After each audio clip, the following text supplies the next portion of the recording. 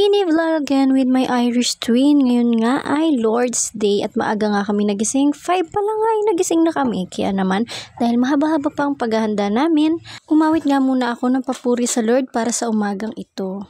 Listen to praise the Lord, oh my soul. Fast forward, papunta na nga kami nito sa church at eto na nga, nasa church na kami. Sobrang sarap sa pakiramdam dahil alam nyo ba, ang araw na ito lang, ang araw nang nakakaramdam ako ng peace sa sarili ko.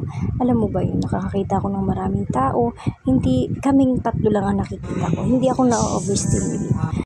At isa pa, sobrang sarap sa pakiramdam na alam mo yung nagpupuri ka sa Panginoon at nagsumasayaw, tumatalon, kumakanta ka na hindi mo iniisip na mayroong nakatingin sa'yo dahil mas focus ka sa pagpupuri sa Kanya. Ayun na nga, malikot nga yung mga bata dito. Hindi rin ako fully focused pero alam mo yun, meron talagang desire ang puso ko na alam mo yun, kahit papaano, andito ako sa simbahan na ito, umaawit ako.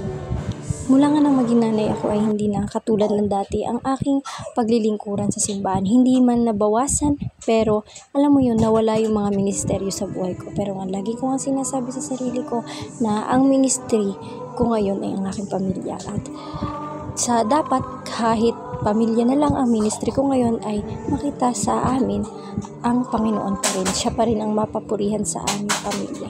Na kahit ito na lang ang ministry ko, ito pa rin na nabibigyan ko pa rin ng papugay ang Panginoon.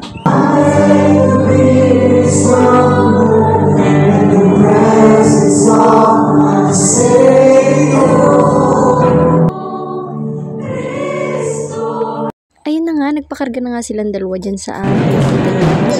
Dito na nga rin magtatapos ang ating vlog. Salamat sa panonood nyo at sana ay naging maganda ang inyong experience sa aming video.